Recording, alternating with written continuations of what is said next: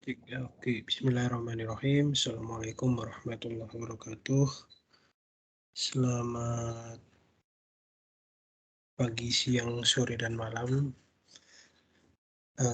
Di sini aku coba jelasin mengenai video akademik Rekpon untuk persiapan teman-teman menghadapi UAS. Jadi di sini aku bakal sedikit banyak bahas tentang materi-materi yang udah diberikan, yang udah diajarkan oleh Bapak Ibu guru dosen. Mungkin aku sifatnya cuma merefresh saja, ngerangkum dikit-dikit gitu. Oke, jadi di UAS kali ini, kalau aku lihat materinya, itu ada dua pokok bahasan ya. Yang pertama dia tentang turap, dan yang kedua dia tentang pondasi dangkal.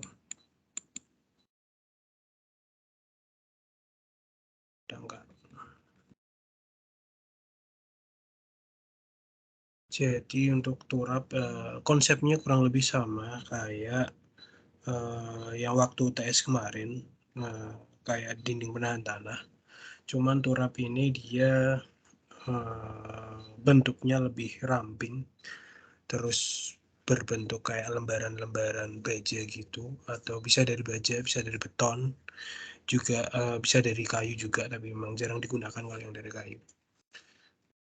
Aplikasi rumusnya juga kurang lebih hampir sama, tinggal nanti ada modifikasi dan ada beberapa catatan yang memang agak berbeda dengan dinding penahan tanah. Tapi pada dasarnya aplikasi tekanan tanah lateralnya masih terpakai. Kemudian untuk pondasi dangkal ini mungkin pengenalan ya bagi teman-teman ya. Di Rekpon 1, nanti di Rekpon 2 teman-teman juga bakal belajar di Rekpon 2. 2 itu memang sebagian besar bicara tentang pondasi si dalam ya. Nah ini nanti materi ini harapannya jadi dasar pengembangan teman-teman nanti buat biar di Rekpon 2-nya terbantu. Oke, mungkin kita langsung ke pembahasannya aja. Nah, pertama turap. Apa itu turap ya? Jadi memang kalau teman-teman perhatikan, turap itu memang banyak diaplikasikan untuk pembangunan misalkan di dermaga. Biasanya ya teman-teman, ini dermaga. Di dermaga, terus juga biasanya juga bisa diaplikasikan pada penggalian pondasi ya, penggalian pondasi.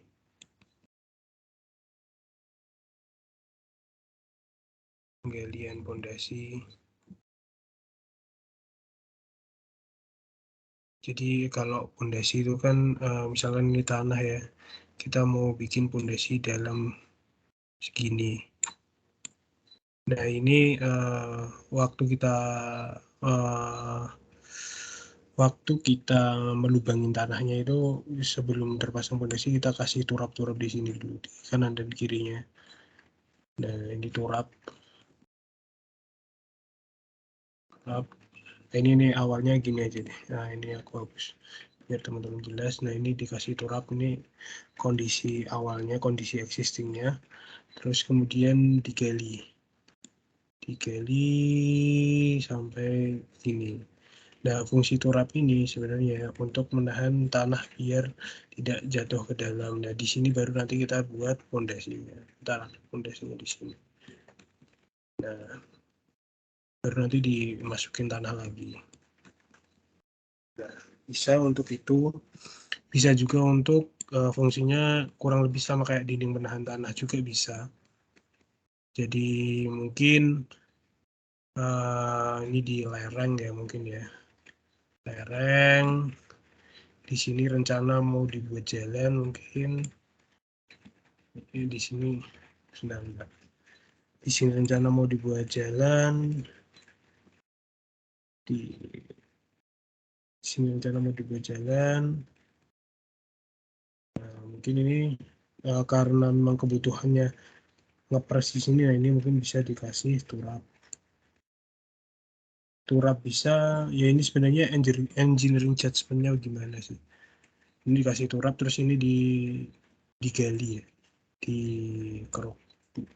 Dia di sini nanti bisa jadi jalan. Gitu. Nah, kurang lebih kayak gitu. Nah, yang banyak dibahas pengaplikasian turap di Rekpon 2 ini kurang lebih banyak di fungsinya yang sebagai dermaga ya. Karena dermaga ini kalau kondisinya seperti ini, berarti kan kondisi tanah di sini sama tanah di sini itu kan sama ya. Tanah di sini di titik 1, di titik 2, di titik 3 itu kan kondisinya sama. Jadi ini bisa disebut tanah homogen. Itu tanah homogen. Nah, di kasusnya dermaga ini beda teman-teman. Jadi dermaga itu biasanya memang lokasinya itu dibuat dari reklamasi. Jadi misalkan ini tebing laut, ini pantai lah, laut, pantai gitu. Nah, biasanya untuk membuat dermaga itu kan kapal kan butuh kedalaman ya untuk bersandar. Nah, ini biasanya dibuat dermaganya itu di sini. Ini ditancapin turap, tancap turap dalam. Nah, kemudian baru di sini diisi oleh isian ya. Ini urugan.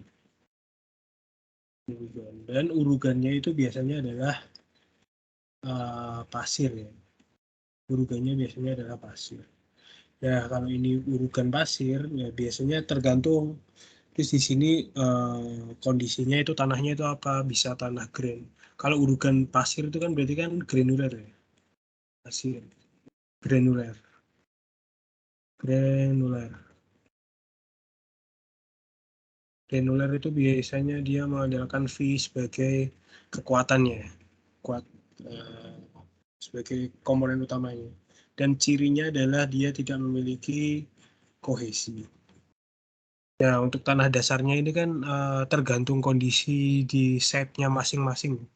Kadang-kadang ada yang cenderung kohesif, kadang-kadang juga ada yang cenderung berpasir. Nah, ini tergantung ya teman-teman ya. Tergantung kondisi dari existingnya itu seperti apa. Oke, mungkin itu ya. Jadi nanti kebanyakan memang di soal-soal terus di contoh-contoh perhitungan itu yang banyak keluar kasus ini. Tanahnya atasnya itu urugan berupa pasir granuler dan yang lapisan bawah ini kadang bersifat kohesif, kadang bersifat granuler. Jadi dari sini mungkin biar teman-teman bisa paham dulu kenapa turap itu ada, kenapa perhitungan turap itu seperti itu. Karena memang turap itu biasanya dipakai di dermaga atau bisa juga di DPT ini, tapi memang kebanyakan di dermaga atau di pinggiran-pinggiran sungai gitu ya. Oke, mungkin kita next. Nah, untuk analisis turap sendiri, itu sebenarnya ada dua metode, teman-teman. Ada dua metode. Yang pertama fixed earth method. Ini ya, fix. Yang kedua ada free earth method. Nah, ini bedanya apa? Nah, dalam metode ini kalau dalam ujung bebas ya, dalam metode ini diasumsikan bahwa kedalaman turap tidak mencapai tanah keras sehingga ujung bawah turap tidak cukup kaku dan dapat berotasi. Ini kata kuncinya. Ujung bawah turap tidak cukup kaku dan dapat berotasi. Kedalaman turap di bawah dasar galian dianggap tidak cukup menahan tekanan tanah yang terjadi di bagian atas dinding turap. Anggapan dalam analisis stabilitas turap diangker dengan ujung bebas turap merupakan bahan, ya ini ya, bisa dibaca sendiri mungkin. Inilah, yang penting ujung bawah turap ini tidak cukup kaku dan bisa berotasi. Dan yang kedua, fixed edge method, itu ujung bawah turap dianggap kaku. Kata kuncinya sebenarnya ini. Jadi misalkan yang free edge method ya, aku coba jelasin karena jujur ini juga aku cari-cari referensi sendiri. Jadi mungkin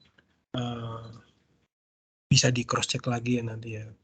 Mungkin aku ada yang salah atau gimana karena memang dulu mungkin dosennya belum sempat menerangkan waktu aku ngambil mata kuliah ini. Jadi untuk yang free edge method ini ujungnya ini itu dia dapat berubah-ubah. Jadi dia tidak fix. Jadi makanya diagramnya kan biasanya gini ya. Set. Nah, biasanya kan gini. Ya ini kan kalau gayanya dari sini, ini kan kalau di resultan kan udah ditekan, ini kan berarti kan memungkinkan terjadinya rotasi ya. Kalau misalkan ada batang lidi, ditekan di sini, di atas, sama ditekan di bawah, kemungkinan bisa berotasi ya. Nah, kalau yang fixed edge method, itu biasanya gambarnya seperti ini. Dia ada yang, ya, jadi dia ada tiga resultan kayak di sini. Nah, kalau misalkan ada batang lidi lagi, aku asumsiin ya, ini dia ditekan di sini, dia ditekan di sini, dan dia ditekan di sini. Otomatis ini akan fix ya. Coba kalau ada pensil mungkin, pensil atau bolpen ditekan di tiga sisi, dia tidak akan berotasi. Selama memang gaya-gayanya itu saling menghilangkan. Nah, mungkin kurang lebihnya seperti itu. Aku pahamnya seperti itu. Oke. Ini untuk analisis fix dan free. Dan jujur juga dalam pengaplikasiannya aku masih kurang paham tentang metode mana yang digunakan. Jadi dulu sempat aku tanya ke Pak Morozi kalau nggak salah ingat. Memang sebenarnya dua metode ini dalam satu kasus itu harus dicek saat free dan dicek juga dengan metode fix. Jadi dua-duanya ini harus dicek. Itu. Jadi kalau nggak salah memang seperti itu. Nah, kan kalau waktu kita kuliah kan tidak diajarkan ya. Jadi ya kita ikuti aja yang udah diajarkan aja. Oke. Nah ini teman-teman diagram tekan yang aku bilang tadi. Ini yang free ya. Ini yang free. Ini yang fix.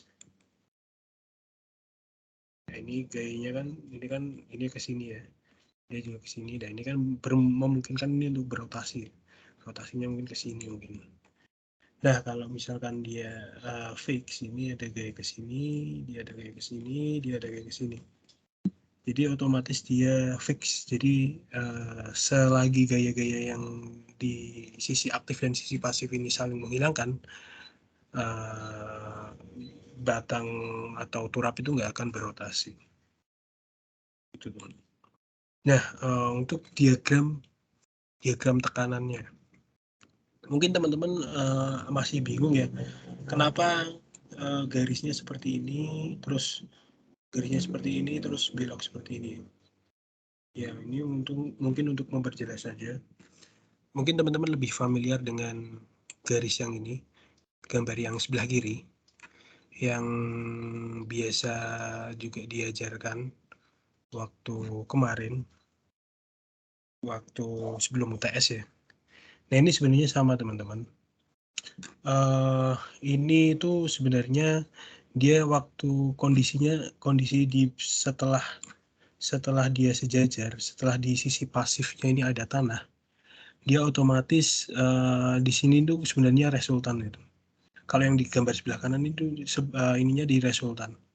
Jadi misalkan gini, misalkan di titik sini kan 0, ini gayanya 0. Ini misalkan aja ya. Ini sebentar aku hapus biar lebih jelas. Ini misalkan Aku garisnya ini 0. Nah, mungkin di sini ini misalkan aja aku anggapnya di sini 5. Terus di sini 10. Di sini 0. Di sini 30. Nah, mungkin teman-teman masih ingat ya, kenapa di sini pada kedalaman segini kok ininya masih 10 dan di sini kok sudah 30. Nah, mungkin ini masalah KA dan KP. Nah, mungkin coba teman-teman lihat untuk tanah apalagi tanah granuler ya. KA dan KP-nya itu selisihnya cukup lumayan tinggi. Jadi KP-nya itu lebih besar daripada KA. Nah, ini pengaruh dari nilai K sebenarnya. Di sini dia KP, di sini dia KA. Makanya kenapa kok ini misalkan aja ya, sekali lagi aku misalkan di titik sini 10, di titik sini 30. Ini kok biar nanti kalau misalkan ada yang tanya kok ini yang kok di sisi kanan cuma 10 padahal dari tingginya seperti ini ya.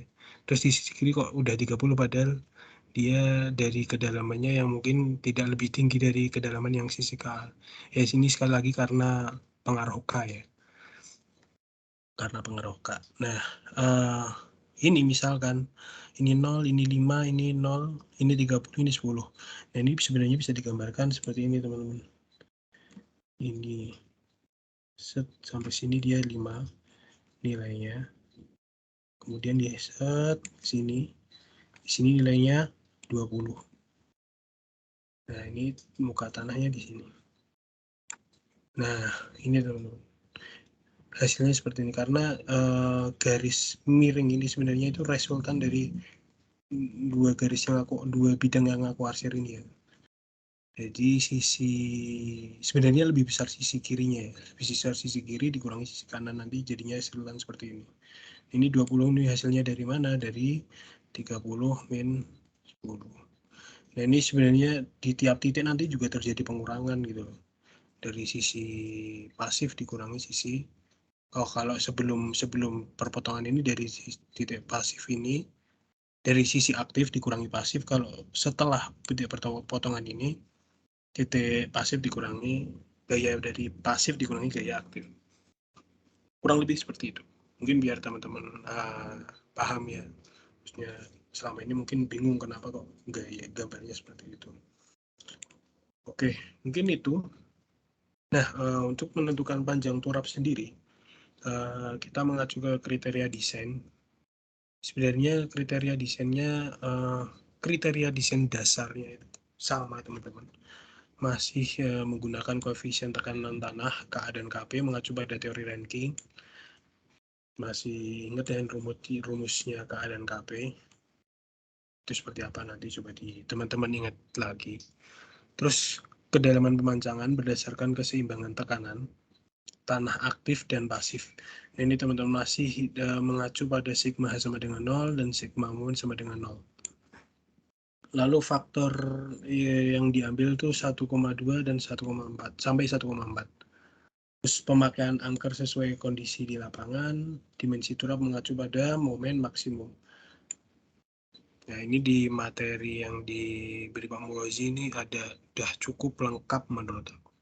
Tinggal diikutin penurunan rumusnya, atau kalau teman-teman kesusahan, kalau saran aku tinggal diikutin step-stepnya aja. Ini ya di sini aku coba memahamkan mengenai teori dari turapnya ya, sama logik berpikirnya aja. Nah, langsung ke latihan soalnya. Di sini soalnya ini ada ya, ini teman-teman, kalau teman-teman lihat ini kan kayak di dermaga ya.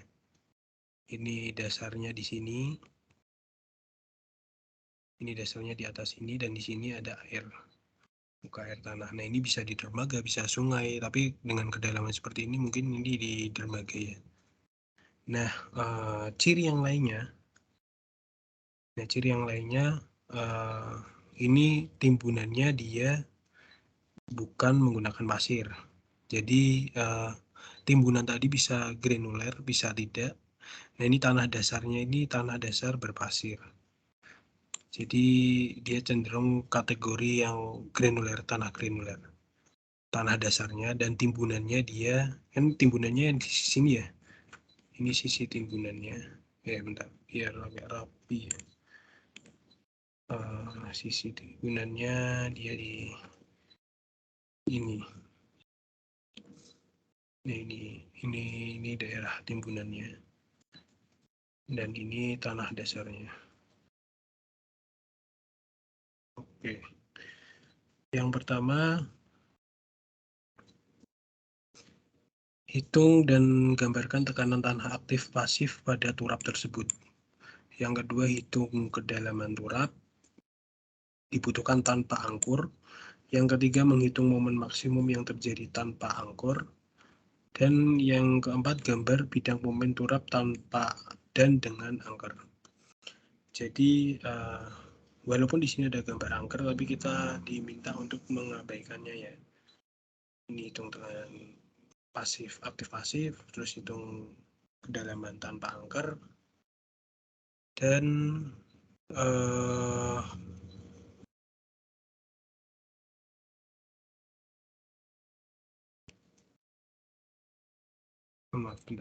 dan menghitung momen maksimum yang terjadi tanpa angker. Dan yang terakhir itu nanti kita disuruh menggambar bidang momen turap yang tanpa angker dan dengan angker. Oke, langsung ke penyelesaiannya aja. Jadi di sini kita buat seperti ini, kita gambar. Kemudian tekanan tanah aktif pasif. Kita pertama hitung dulu KA1. KA1 ini untuk tanah timbunan yang di sini.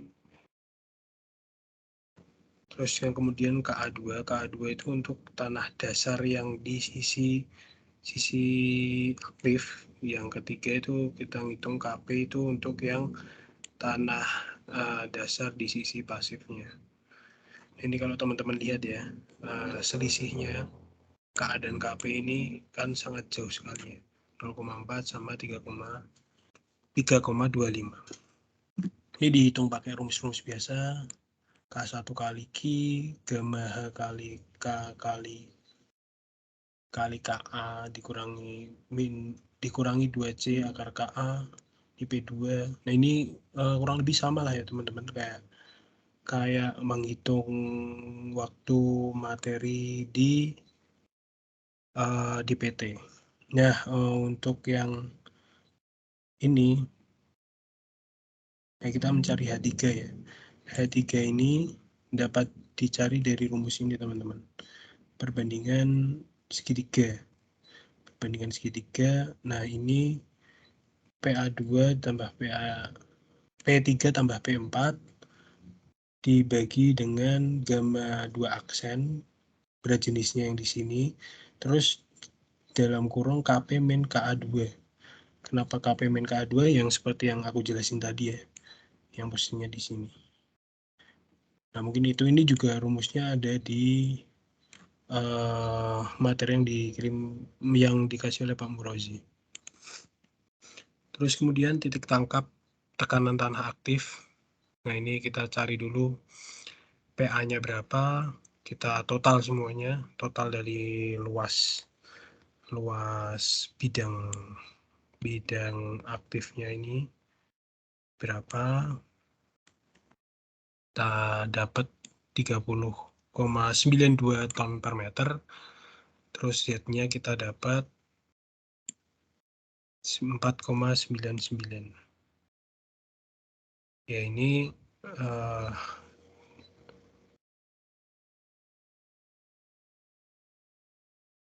ya rumusnya Z itu juga ada di PPT-nya Pak, di materi yang dikirim oleh Pak Murozi. Jadi P1 kali H1, ini P1 kali H1 ini kan H1 P1 dikali H1 ini menghitung luasnya ya, P1 kali H1 dikali setengah H1 tambah H2 tambah H3. Setengah H1 tambah H2 tambah H3. Berarti memang pusat poros titik putarnya di sini ya teman-teman ya. Dimomenkan ke sini semuanya. Jadi ini juga dimomenkan ke sini, Ini dimomenkan ke sini, bidang ini juga nanti dimomenkannya ke sini. Nah, nanti diperoleh titik tangkap Z dari kedalaman dari titik putarnya ini. Itu. Terus mencari H4. Mencari H4, sigma momen sama dengan 0. Kita ini dapat dari rumus dari Pak Amuruzi juga. Ini persamaan yang udah diturunkan, kita tinggal pakai aja. Lalu didapat ya, ini persamaan akar pangkat 3, dilakukan coba-coba. Diperoleh H4-nya itu 3,6.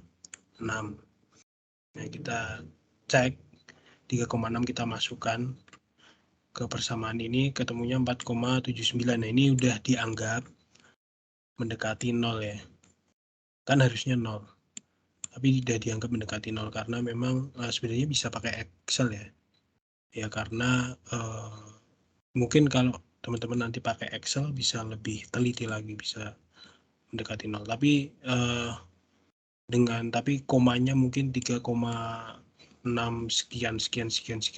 Nah, itu kan terlalu dalam ya. Jadi terlalu teliti, terlalu banyak komanya, mungkin bisa dibulatkan 3,6 saja.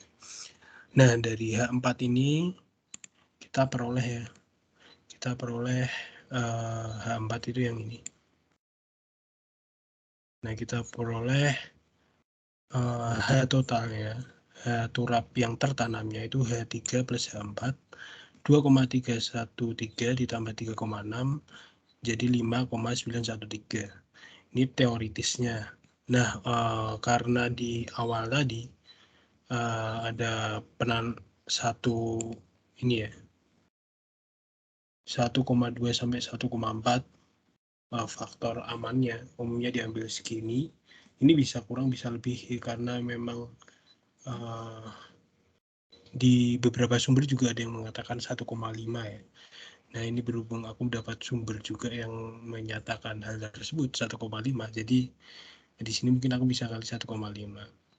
Nah, ini tapi nanti bisa mungkin dikali 1,4 aja atau berapa, tapi tetap dibulatkannya, pembulatan kan ketemunya 8,869 ya.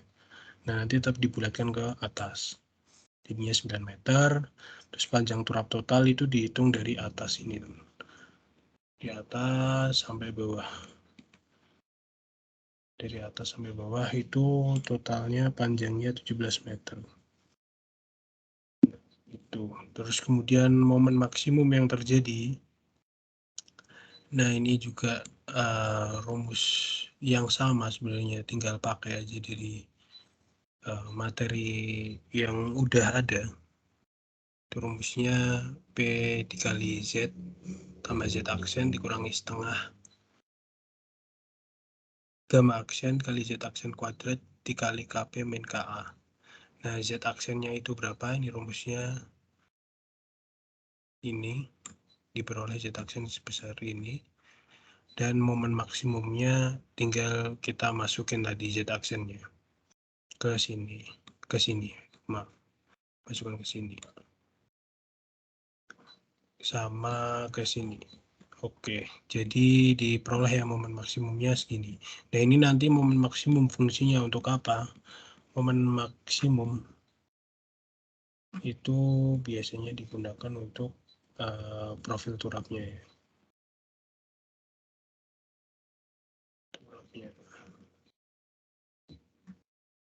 Itu biasanya di penyedia turapnya itu biasanya udah ada mencantumkan kayak brosur ya. Di brosurnya itu mencantumkan momen maksimum yang bisa dipikul turap itu berapa. Itu ketebalan berapa, dimensinya berapa, ada spesifikasinya tertentu ya. Kalau teman-teman nanti berkecimpung di dunia geoteknik, nanti masih bakal banyak tahu tentang materi-materi turap dan profil-profilnya turap juga. Terus yang terakhir, gambar bidang turap yang tanpa angkor dan dengan angkar. Ini juga lihat aja di materi juga ada ya, teman-teman. gambarnya seperti ini. Ini cuma penggambaran aja. Oke, mungkin itu ya buat yang materi turap. Kemudian lanjut ke materi kedua, itu pondasi telapak. Jadi untuk pondasi telapak, pondasi itu sendiri dasarnya kan dia menyalurkan gaya yang berasal dari bangunan di atasnya ya. Jadi misalkan aku gambarkan dulu.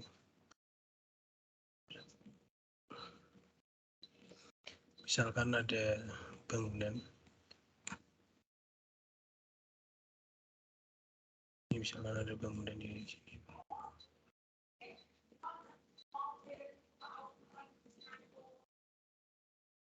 Misalkan ada bangunan. Nah ini kan terbebani semuanya ya. Nah beban ini disalurkan ini misalkan di tanah. Nah ini disalurkannya ke tanah sini. Fungsinya apa sebenarnya dari pondasi ini?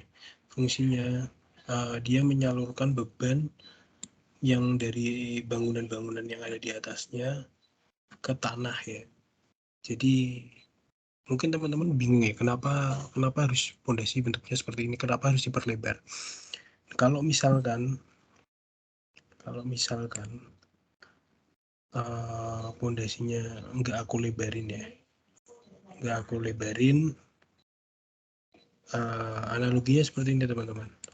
Kalau misalkan ini cuma bentuknya seperti ini, aku tancapin ke dalam tanah aja, ini pasti dia akan menusuk ke dalam tanah gitu. Dia pasti akan turun. Ibaratnya kayak kalau teman-teman main pasir ya gitu ya, di pantai gitu ya. Di pantai terus teman-teman bawa pensil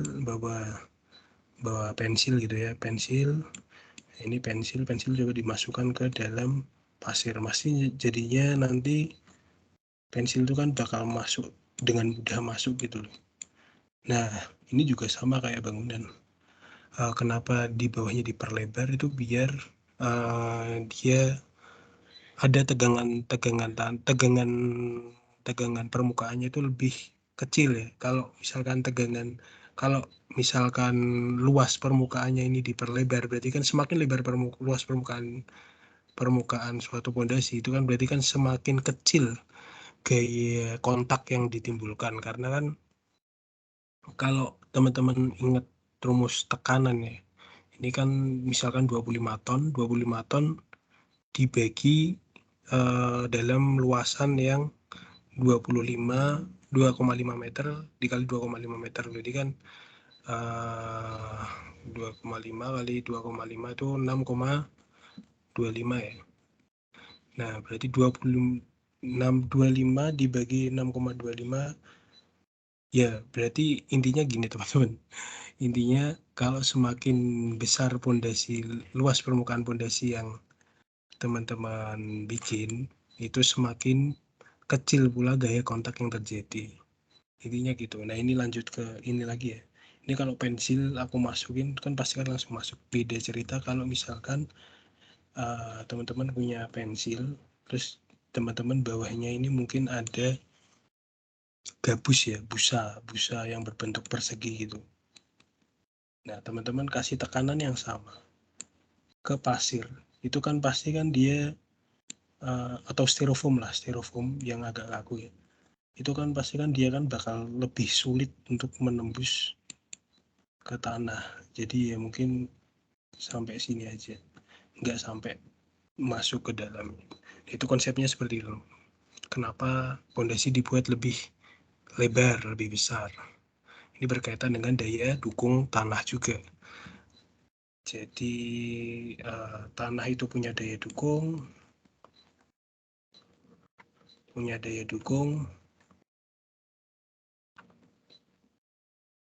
daya dukungnya itu rumusnya satuannya itu bisa gaya persatuan luas, kilogram per sentimeter persegi, atau kilonewton per meter persegi. Nah, itu pokoknya gaya tekanan gaya persatuan luas intinya gitu. Nah, sedangkan bangunan sendiri, tiap-tiap pondasi ini juga punya dari sisi pondasi ya. Pondasi dia punya tekanan apa namanya istilahnya ya, gaya yang harus dipikul lah, gaya yang harus dipikul pondasi. Nah, itu juga satuannya juga sama, gaya persatuan luas. Nah, kalau misalkan daya dukung tanah ini lebih kecil dari gaya yang ada pada permukaan pondasi, itu akan terjadi kegagalan. Nah, contohnya kayak gini teman-teman. Kegagalannya itu, ini aku gambar di atas ya. Ini misalkan tanah nih, tanah. Nah, biasanya dia bakal ambles. Amblesnya itu mungkin gini ya. Dia masuk lebih dalam. Ini sisi pasirnya ini bakal keluar di sini. Bakal menyembul ya. Ya, di sini juga bakal menyembul tanah-tanah. Nah, itu. Mungkin itu teman-teman. Seperti itu gambarannya. Nah, jadi kalau semisal biar lebih jelas lagi, aku jelasin lagi ya, biar lebih jelas. Mungkin analoginya gini. Kalau misalkan teman-teman punya daya dukung tanah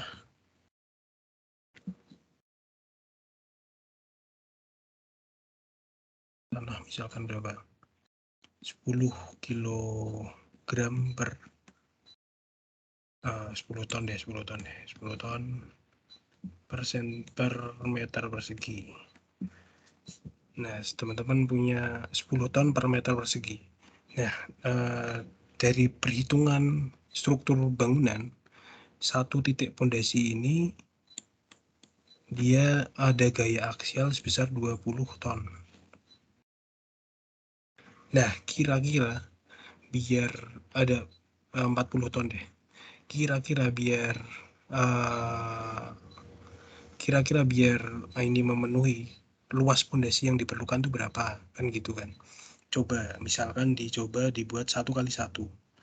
Jadi gayanya itu P per A ya kan, rumusnya tegangan kontak di pondasi itu kan gaya persatuan luas. Misalkan 40 per 1 kali 1 ya, luas. Misalkan luas pondasinya ini 1, ini 1. Misalkan gitu ya. Misalkan ini 1, ini 1. Nah, itu kan terjadi tegangan kontaknya sebesar 40 ton per meter persegi. Nah, ini kan ini lebih besar daripada ini ya. Jadi kemungkinan tanahnya bakal ambles kayak gini. Nah, solusinya gimana, Mas? Nah, solusinya bisa pondasi itu diperlebar atau diperluas luasnya ini, luas pondasinya bisa diperlebar. Nah, misalkan bisa diperlebar mungkin 2x2. Ini kan nanti bakal jadi 10, ini nanti jadi 10 ton per meter persegi ya. Nah, ini mungkin sudah sama. Jadi mungkin ini limitnya ya mungkin ya. Karena kan mungkin untuk safety mungkin nggak bisa diambil pas harus sama ini, nggak mungkin. Jadi mungkin lebih amannya mungkin di 2,5 dikali 2,5.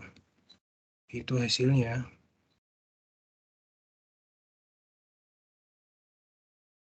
40 per 6,25. Itu kan berarti kan lebih kecil. Aduh, sebentar. Tadi sampai mana?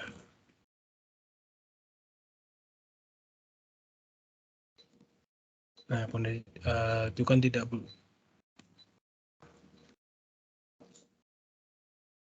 Kan berarti 40 per 6,25 ya. Itu hasilnya mungkin sekitar 8, sekian lah. Nah itu kan berarti kan lebih kecil ya. Nah ini baru oke.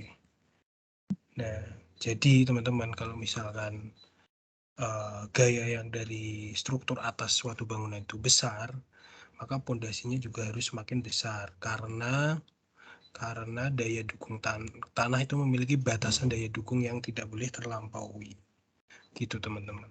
Mungkin kalau gaya yang dari atas ini misalkan cuma 5 ton aja, nah mungkin bisa 1x1, berarti kan 5 ton per meter persegi. Nah 5 ton per meter persegi masih lebih kecil daripada daya dukung tanah yang 10 ton per meter persegi. Mungkin itu teman-teman. Oke, next. Nah dalam suatu pondasi itu kita tidak hanya bicara tentang gaya aksial atau gaya tekan dari atas saja. Pasti juga ada momen yang terjadi, baik itu momen X maupun momen arah Y. Nah ini misalkan ini sumbu Y, ini sumbu X. Nah momen X itu momen yang memutar sumbu X, berarti momennya itu ke arahnya sini, MX. Arahnya sini ya. Nah momen Y, momen yang memutar sumbu Y, arahnya sini, MY. Nah kalau misalkan momen arah X arahnya ke sini, berarti kan seolah-olah di sisi sini tertekan ya, lebih tertekan, dan di sisi sini tertarik. Terus ada momen di arah momen Y juga yang di sini arahnya ke sini, ke sisi kanan. Nah sisi kanan ini juga tertekan, sisi kirinya tertarik. Jadi dalam tegangan kontak ini nanti harus memperhitungkan pengaruh momennya juga. Jadi untuk yang sisi atas ini, sisi atas ini dipengaruhi oleh momen X, dia itu bakal bersifat positif, bakal tertambah gitu loh, tertambah oleh pengaruh momen X ini. Nah di sisi bawah dia bakal bernilai negatif. Nah untuk yang momen Y, kalau misalnya nanti ada momen Y, nah sisi kanan ini nanti dia bakal positif, bakal tertekan gitu loh. Ini kan arahnya ke sini ya. Ini arahnya ke sini, dia ini tertekan, di sini juga tertekan. Ya di sini juga tertarik. Nah, jadi teman-teman kesimpulannya adalah tegangan kontak jika memperhitungkan momen juga, tegangan kontak pada tiap-tiap luasan di dasar pondasi itu tidak sama antara satu titik dengan titik lain. Nah, makanya di sini sebenarnya perhitungan baik itu geoteknik maupun perhitungan secara struktur memang harus menggunakan, kalau kita pakainya metode 3 dimensi seperti ini, memang harus menggunakan software karena memang analisisnya sangat ribet ya. Mungkin teman-teman bisa bayangin ya, di sini terjadi tegangan kontakan yang tidak rata ya. Di sini mungkin paling besar itu di ujung sini, ini mungkin besar ya, di sini mungkin paling kecil itu di sini. Nah itu jadi bisa teman-teman bayangin lah ya. Misalkan ada jadi gini teman-teman, misalkan nih ada pondasi gitu ya, dia udah tertekan gaya aksial, dia dapat tegangan kontak seperti ini. Nah terus dia dapat, ini kan masih kotak sebenarnya ya, kotak. Nah kalau udah ada pengaruh momennya, dia jadi bakal berubah jadi seperti ini.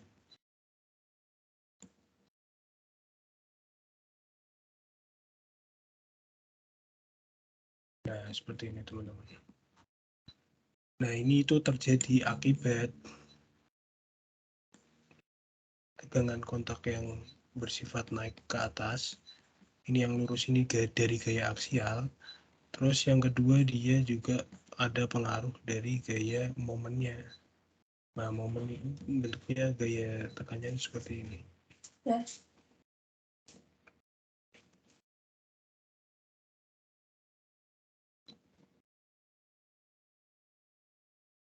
Ya, ini kalau dijumlah seperti ini hasilnya adalah seperti ini.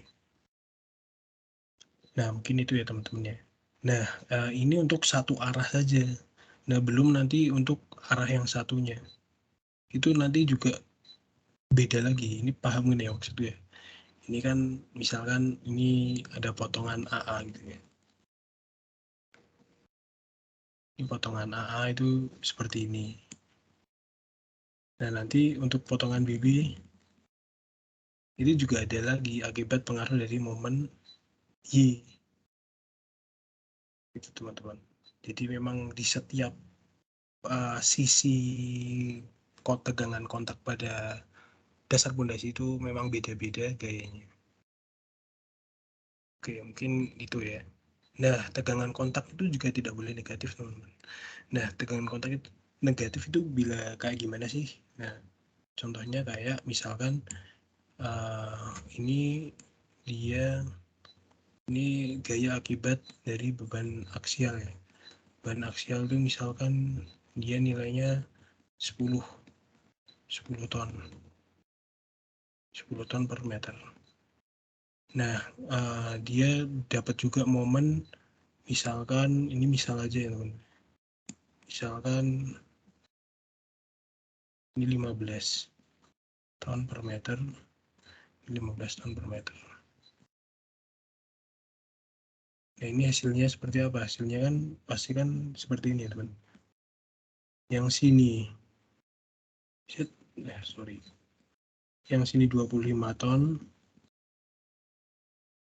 yang sini minus 5 ton. Nah, ini nggak boleh teman-teman. Hal ini nggak boleh terjadi karena memang tanah itu nggak bisa nggak punya lekatan gitu loh. Anggap aja kalau misalkan di sisi sini dia tertarik itu kan tanah kan nggak bisa apa ya, nggak bisa menahan pondasi ini untuk tertarik ke atas itu loh. Nah, jadi kita lakukan pendekatan dengan perhitungan ulang seperti ini, ada formulanya. Jadi nanti tegangan kontaknya jadi seperti ini. Nah, itu nanti tetap dihitung ya, D sama Q-nya dengan rumus ini. Oke, mungkin biar lebih jelasnya kita langsung ke latihan soalnya. Yang pertama, hitung tegangan dan gambarkan tegangan kontaknya. Kayak kontak tidak boleh negatif. Terus kemudian hitung bidang momen dan gaya lintang di AA. Ini AA. Terus kemudian daya dukung tanah. Oke, kita langsung aja. Untuk tegangan kontaknya itu tadi, jadi tegangan kontak itu total tegangan kan gaya persatuan luas ya. Nah, itu memang seperti yang bilang tadi, memang tegangan kontaknya itu berbeda-beda di tiap titik ya. Jadi kita buat ada sigma max sama sigma min. Nah, untuk menghitungnya, pertama kita Q-nya dulu, kita hitung Q-nya dulu. Q itu semua gaya yang ditransferkan ke tanah melalui permukaan bawah pondasi ini. Jadi ada gaya dari atas 5,7, terus 2,25 dikali 0,57 dikali 2,4 ini ininya pondasi telapaknya 2,4 ini kan satuan untuk beton ya, berat jenis beton. Terus 0,5 kali 3,97 dikali 2,4 itu untuk kolomnya. Terus ini adalah 2,25 dikurangi 0,5, ini 2,25 kuadrat dikurangi 0,5 kuadrat dikali 1,27 dikali 1,77. Ini sisi tanah yang ada di sini. Nah, ini sisi tanahnya. Di sini kan berarti kan dia punya berat ya, ikut membebani pondasinya. Nah, itu. Terus ditambah juga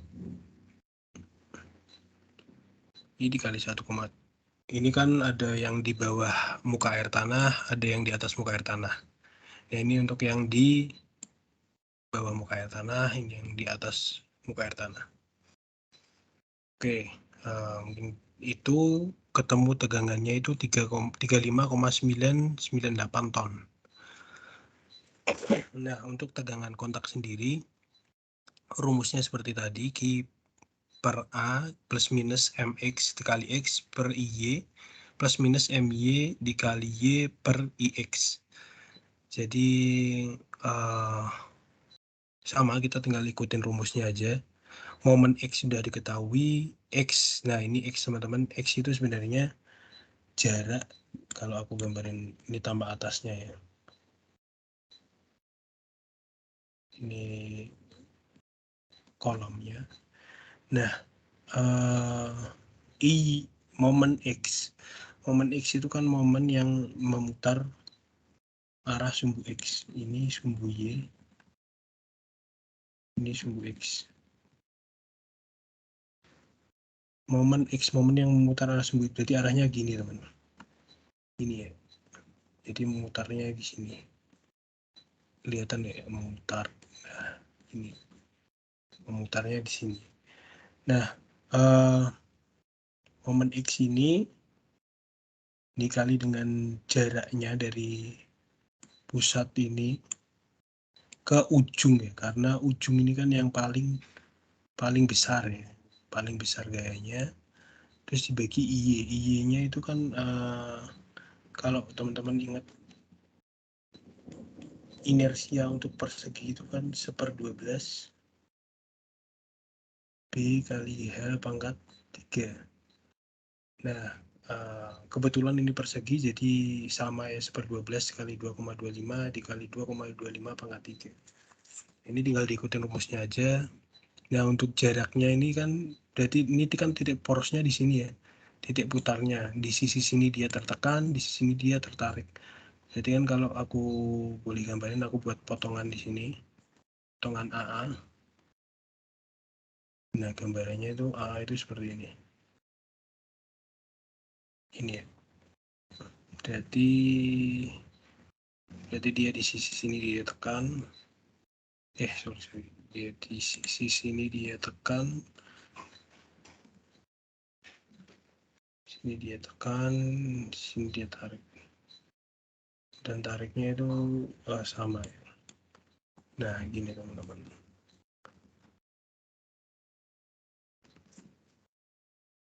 Ini sekali lagi ini gaya tekan ya, bukan diagram bidang D, bukan. Ini masih gaya tekan, ini bukan diagram bidang D. Sekali lagi, bukan diagram bidang D. Ini gaya tekan. Nah, ini kan pasti kan yang sisi yang lebih tertekan kan yang di sisi ini. Nah, ini juga sama, di sisi Y juga sama. Nanti kalau Y kan berarti kan memutar sumbu ini ya. Memutar sumbu Y. Nah, kurang lebih kayak gitulah, sama lah intinya lah. Nah, tinggal kita cari kalau yang satu X ke arah sana, yang satu Y ke arah sana, berarti yang paling besar tekanannya itu di ujung sini. Dan yang paling kecil tekanannya itu di ujung sini, karena dia minus MX dikali X per IY, minus juga MY kali Y per IX. Nah, tadi di soal awal kan udah diwanti-wanti nih, tegangan kontaknya tidak boleh negatif. Nah, ini terjadilah tegangan kontak negatif. Nah, gimana caranya? Oke, dan untuk yang tegangan kontak yang maksimum aman ya. Aman, ini yang agak bermasalah. Nah, kita lakukan penyelesaiannya pakai rumus yang sama kayak yang aku tunjukin. Yang ini sebenarnya PPT dari dosen siapa aku lupa. Ini tinggal diikutin aja cara-caranya. Pertama kita sigma V sama dengan 0, didapat persamaan, ini persamaan 1 ya. persamaan 1 dikali D sama dengan 31,998. Terus kemudian masuk ke persamaan 2, momen maksimum ditambah H dikali S ini 27,498. Nah, 27,498 ini sebenarnya sudah penjumlahan ya. Penjumlahan 27,498 ini sudah penjumlahan dari momen X ini MX ditambah 3,7 itu gaya lateral yang bekerja ke arah X dikali sama 4,54 itu jarak dari sini ke sini. Nah, ini kan jadi momen ya. Ini sudah total semuanya. Jadi udah momen max ditambah H kali S. Ini sudah masuk ke sini. Nah, ini tinggal yang sisi kanan pindah ruas. Diikutin aja rumusnya, nanti ketemu D-nya itu 1,083. 1,83 ini Q-nya ketemu 29,535. Ini 29,535. Oke. Nah, ini gambarnya seperti ini kurang lebih. Nah, kemudian soal kedua, hitung bidang momen dan gaya lintang di AA. Gaya lintang di AA. Ini bidang momennya seperti ini. Jadi kita untuk mencari gaya lateral di AA itu kan sebenarnya ini juga jujur aku juga masih kurang begitu paham mengenai ini, mengenai yang tegangan tanah tidak boleh negatif. Tapi kan pasti ada ya tegangan tanah itu negatif. Ini juga masih jadi ketidakpahaman aku sampai saat ini ya. Ya, jadi kita tidak pakai diagram ini karena memang kalau di sini ini cuma 1,083 ini bidang AA-nya nggak tersentuh ya. Ya, ini A-nya nggak tersentuh, jadi kita pakai bidang momen yang lama, yang sebelum dikoreksi. Jadi memang aktualnya itu teman-teman kayak gini teman-teman. Aktualnya itu bidang gaya, bidang tekanannya itu seperti ini aktualnya. Dan jadi kita peroleh tegangan di AA itu dengan cara ini teman-teman. Kita cari perbandingan segitiga ini kan sekali lagi ini bukan bidang gaya geser, tapi ini adalah diagram tekan ya, gaya bidang gaya. Ini bukan bidang gaya geser. Jadi untuk memperoleh gaya geser di AA ini kita harus menghitung luas bidang gayanya yang di sini, terus dikali panjang ke arah sananya, panjang ke arah menembus kertasnya sana.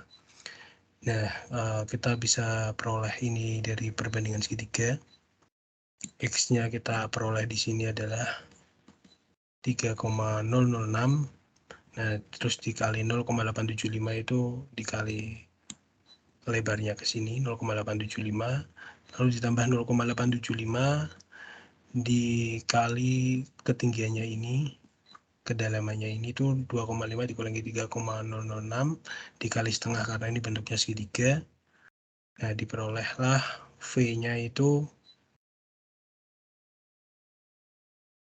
12,453 ton.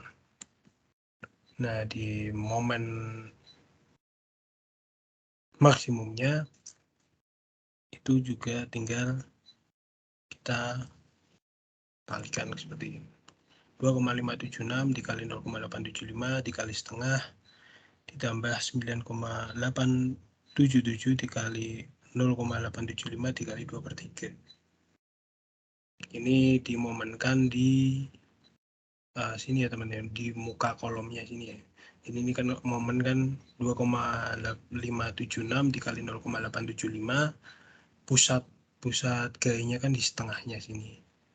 Nah, kalau yang ini sisi 9,87 ini kan sisi segitiga ini ya. Pusat gayanya kan di 2/3-nya dari titik muka kolom ini. Jadi ketemu tegangannya seperti ini. Itu teman-teman. Oke. Kemudian untuk daya dukung tanah, ya ini pakai rumus standar. Kita cari dulu daya dukung tanahnya pakai rumus ini. Ini teori Terzaghi. Bisa dilihat di materi atau di buku Breccia juga ada. Nah, untuk V 25 derajat ini NC, NQ, N gamanya itu besar ini 2,51, 12,7 sama 9,7. Tinggal dimasukin ke rumus yang udah ada 3,5 dikali sekian sekian sekian sekian, ketemulah angka 688 kN per meter persegi atau 68,8 ton per meter persegi. Itu ini untuk daya dukung tanahnya. Nah, untuk ngecek sebenarnya pondasi itu aman atau tidak di sini. Nah, ini tinggal kita cek aja. Bisa ini kita kalikan dengan luasan pondasinya. Tadi kan pondasinya kan 2,25 dikali 2,25 ya. Ini nanti tinggal luasnya pondasi ini dikali dengan ini, nanti ketemu T max-nya berapa. T max-nya berapa? Ini dari QU dikali A-nya pondasi. A ini 2,25 kali 2,25. Nah, ini nanti T max ini dibandingin sama ini teman-teman. Sama ini tegangan kontak, tegangan Q atau gaya keseluruhan yang masuk ke dalam pondasi ini.